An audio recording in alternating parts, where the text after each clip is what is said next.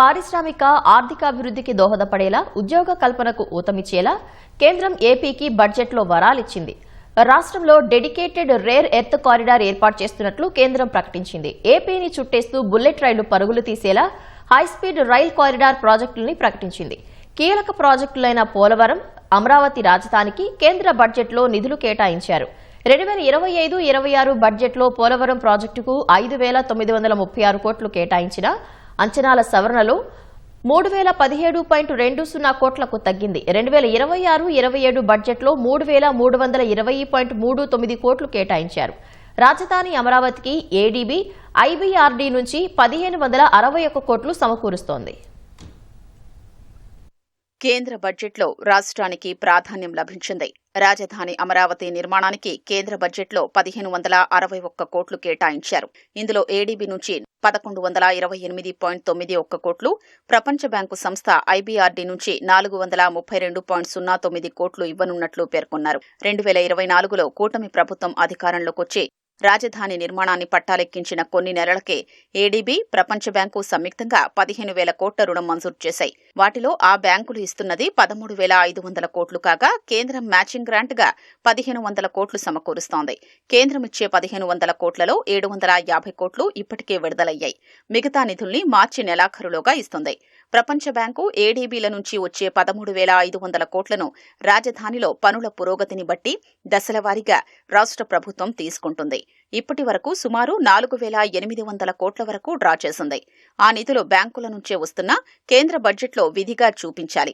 ఇప్పటి వరకు తీసుకోగా మిగిలిన నిధుల్లో 1,561 కోట్లు 2026-27 బడ్జెట్లో చూపించింది.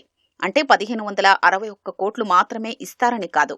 రాజధానిలో పనుల పురోగతిని బట్టి అవసరం మేరకు మిగతా నిధులు తీసుకునే వెసులుబాటు ఉంటుంది.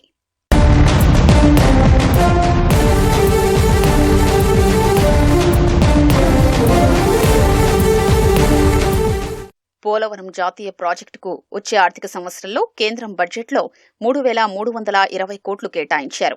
ఈ నిధుల్ని కేంద్రం రాష్ట్రానికి అడ్వాన్స్గా ఇవ్వనుంది. రాష్ట్రంలో ఎన్డీఏ ప్రభుత్వం ఏర్పడిన తర్వాత వచ్చిన 3 కేంద్ర బడ్జెట్లలోనూ కలిపి పోలవరం ప్రాజెక్టుకు ఇచ్చిన నిధులు 11,850 కోట్లు. ఈ నిధులన్నీ కేంద్రం ప్రాజెక్టుకు అడ్వాన్స్గా కేటాయించినవే.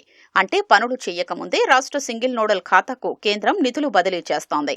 2024-25 బడ్జెట్లో 5,512 కోట్లు కేటాయించి అదే ఆర్థిక సంవత్సరంలో అడ్వాన్స్గా ఇచ్చింది.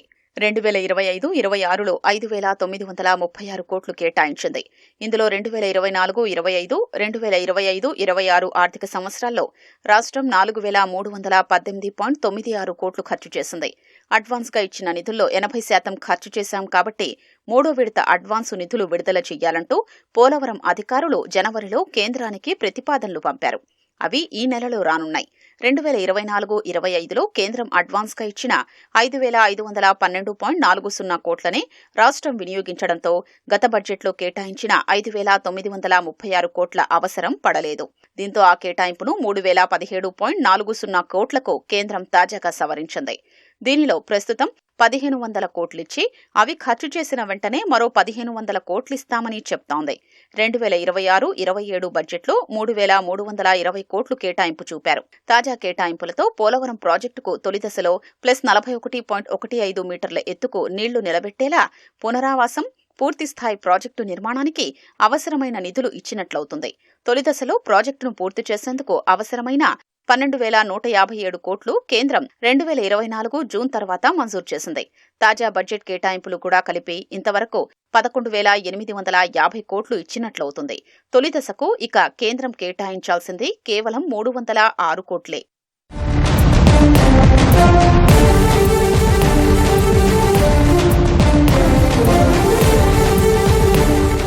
బడ్జెట్లో 7 హైస్పీడ్ రైల్ కారిడార్లను ప్రకటించింది. అందులో హైదరాబాద్-బెంగళూరు, హైదరాబాద్-అమరావతి, చెన్నై-బెంగళూరు కారిడార్లు మన రాష్ట్రం మీదుగా వెళ్లేవే. పొరుగున ఉన్న హైదరాబాద్, చెన్నై, బెంగళూరు నగరాలకు అత్యంత వేగంగా రాకపోకలు సాగించేలా 3 కీలక బుల్లెట్ రైల్ కారిడార్లు నిర్మించనున్నారు. ఇవి రాష్ట్ర అభివృద్ధికి కీలక మైలురాళ్లుగా నిలవనున్నాయి. ఈ 3 కారిడార్ల మొత్తం పొడవు 1,671 కిలోమీటర్లు ఉంటే అందులో ఏపీలో నిర్మించేదే 857 కిలోమీటర్లు. అంటే 51% మన రాష్ట్రంలోనే. తెలంగాణ, తమిళనాడు, కర్ణాటక పరిధిలో 49% సాగుతుంది. ఇవి మన రాష్ట్రంలోని 11 జిల్లాల మీదుగా వెళతాయి. ఈ కారిడార్లతో విజయవాడ నుంచి విశాఖ వైపు మినహా మిగిలిన దక్షిణ కోస్తా, రాయలసీమ జిల్లాలకు హైస్పీడ్ రైల్ నెట్వర్క్ వచ్చినట్లవుతుంది. Hyderabad, Amaravati, Chennai high speed rail corridor AP రాజధాని అమరావతి మీదుగా కొత్తగా నిర్మించనున్న విమానాశ్రయానికి సమీపం నుంచి వెళ్లనుంది. హైదరాబాద్, బెంగళూరు కారిడార్ కర్నూలు, నంద్యాల, అనంతపురం, శ్రీ సత్యసాయి జిల్లాల మీదుగా వెళుతుంది. చెన్నై, బెంగళూరు మధ్య 306 కిలోమీటర్ల మేర హైస్పీడ్ రైల్ కారిడార్ నిర్మించనున్నారు. హైస్పీడ్ రైల్ కారిడార్ పూర్తయితే వాటిపై బుల్లెట్ రైళ్లు గంటకు గరిష్టంగా 320 కిలోమీటర్ల వేగంతో పరుగులు పెడతాయి. అలాగే అమరావతి నుంచి తిరుపతి, చెన్నైలకు 2 గంటల్లోపు చేరుకునే అవకాశం ఉంటుంది. చెన్నై, బెంగళూరు కారిడార్లో చిత్తూరు నుంచి ఇటు చెన్నై కానీ, అటు బెంగళూరు కానీ అరగంటలో చేరుకునేందుకు అవకాశం కలుగుతుంది. అరుదైన ఖనిజ నిల్వలు అధికంగా ఉన్న 4 దక్షిణాది రాష్ట్రాలకు కారిడార్లు ప్రకటించగా వాటిలో ఏపీ ఒకటి. దీనివల్ల మైనింగ్, ప్రాసెసింగ్, పరిశోధన, ఉత్పత్తి రంగంలో పెద్ద ఎత్తున పెట్టుబడులొస్తాయి. యువతకు ఉద్యోగాలు లభిస్తాయి. కేవలం సముద్ర తీరాల్లో, అది కూడా కొన్ని చోట్ల మాత్రమే లభించే బీచ్ శాండ్ వంటి అరుదైన ఖనిజాల తవ్వకాలు, వాటి శుద్ధి తదితరాల్లో కీలక అధ్యాయానికి తెరలేచింది.